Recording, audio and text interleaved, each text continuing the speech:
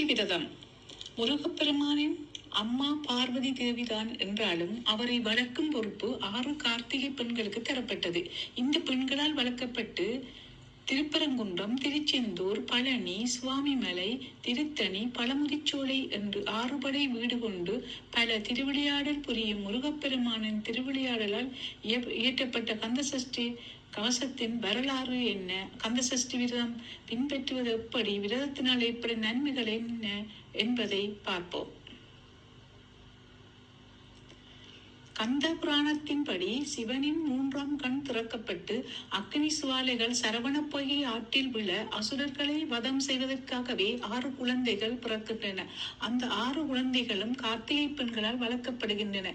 இந்த 6 குழந்தைகளையும் பார்வதி தேவி ஒரு சேர இணைத்த போது 6 முகனான உருவானான் தான் இந்த முருகன் என்று புராணம் கூறுகிறது. காசியப்ப முனிவருக்கும் மாயை என்ற பெண்ணுக்கும் பிறந்தவர்கள் தான் சூரபத்மன், தாரகன் மற்றும் சிங்கமுகன்.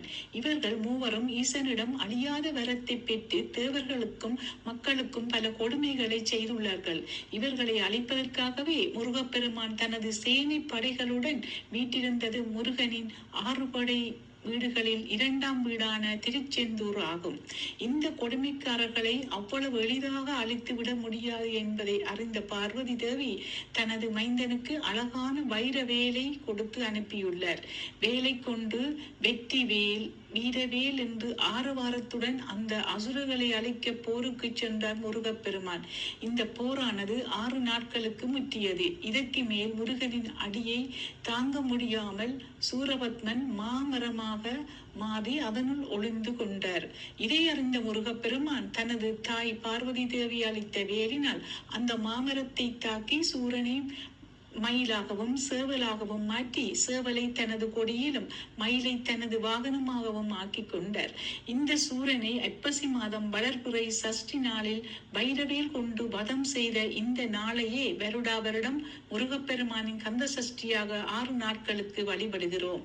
இந்த போரில் வெற்றி கண்ட முருகப்பெருமானுக்கு இந்திரன் தனது மகளான தேவயானியை திருப்பரங்குன்றத்தில் முருகனுக்கு திருமணம் செய்து வைத்துள்ளார். இதன் காரணமாகவே திருச்செந்தூரில் மாமரமானது எங்கும் காணப்படாமலும் வளராமலும் இருக்கிறதாம். நாகப்பட்டினம் மாவட்டம் சிக்கல் என்ற பகுதியில் இருந்துதான் பார்வதி தேவியிடம் இருந்து முருகன் வேல் வாங்கி வந்தாராம். இதையே சிக்கலில் வேல் வாங்கி செந்தூரில் சூரசம்காரம் என்று சொல்கிறார்கள். இதன் பழக்கமாகவே இன்றளவும் கந்த சஷ்டியின் போது அந்த சிக்கல் என்ற பகுதியில் இருந்து வேல் பெறப்பட்டு சூரசம்காரமானது நடத்தப்படுகிறது. வியப்பூட்டும் விதமாக சிக்கல் என்ற இப்பகுதியில் இருக்கும் சிங்கார வேலனுக்கு சஷ்டியில் நடக்கும் சூரசம்காரத்தன்று இடைவிடாமல் துடைக்க வியர்வை கொட்டுகிறதாம்.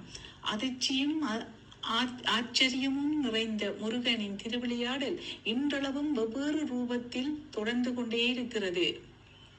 முருகனின் தீவிர பக்தரான பாலதேவராய சுவாமிக்கு ஒரு நாள் கடுமையான வயிற்று வலி ஏற்பட்டதாம். ஆனால் எவராலும் அவரின் வயிற்று வலியை போக்க முடியவில்லை. வலியை தாங்க முடியாத அந்த பக்தன் தனது உயிரை மாய்த்து கொள்ளலாம் என்று எண்ணி திருச்செந்தூருக்கு வந்திருக்கிறார்.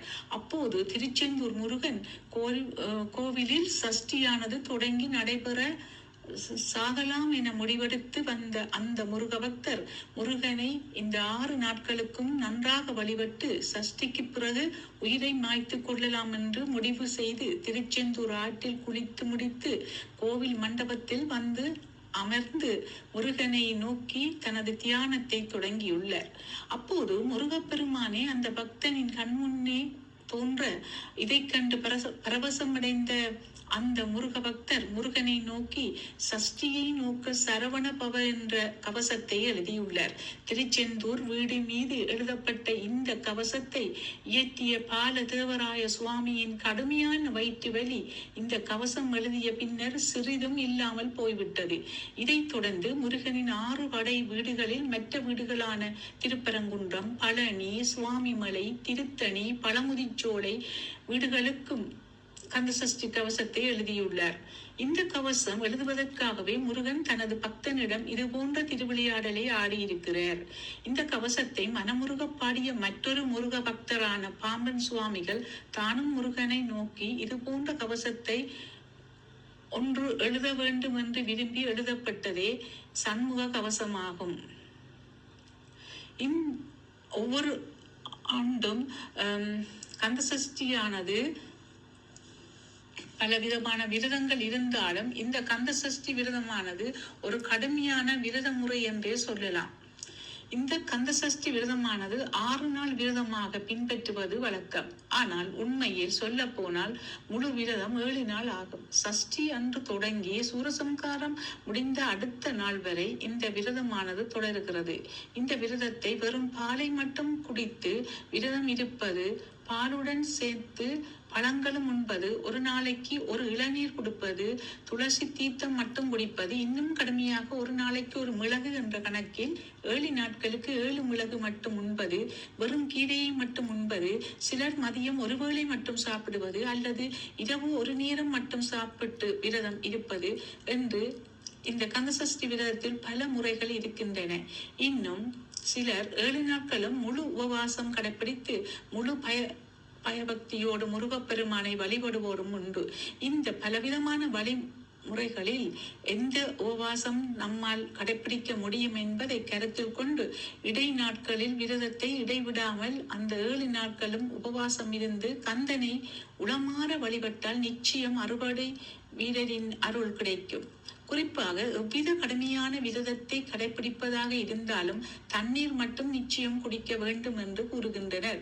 இந்த விரதங்களை தாண்டி இன்னும் சிலர் காலை முதல் மாலை வரை 7 நாட்களுக்கு மௌன விரதத்தையும் கடைபிடிக்கின்றனர்.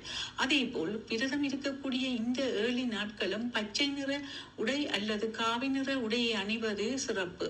குறிப்பாக இந்த 7 நாட்களும் கந்தசஷ்டி கவசத்தை படிப்பது மிக மிக சிறப்புடையதாகும்.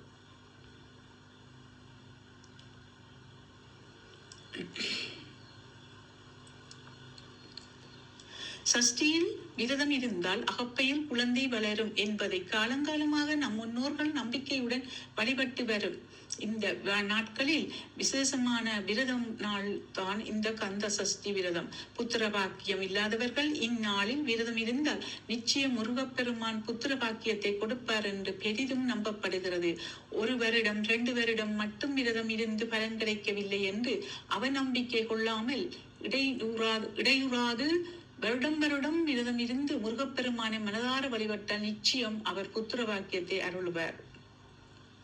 அதே போல் வாழ்க்கையில் எண்ணிலடங்கா துன்பமுடையவர்கள், கடன் தொல்லை உள்ளவர்களும் இந்த சஷ்டி விரதத்தை பின்பற்றினால் வாழ்க்கையில் சந்திக்கும் அனைத்து துன்பங்களும் கடன்களும் நீங்கி ஒளி விளக்காக வாழ்க்கை மாறும் என்று நம்பப்படுகிறது. அதே போல் திருமணமாகாதவர்களும் நினைத்த காரியங்கள் நடக்க வேண்டும் என்று எண்ணுபவர்களும் இந்த விரதத்தை கடைபிடித்தால் அவர்கள் பிரார்த்தித்ததை நிச்சயம் அறுவடை வீரனால் நிறைவேற்றப்படும்.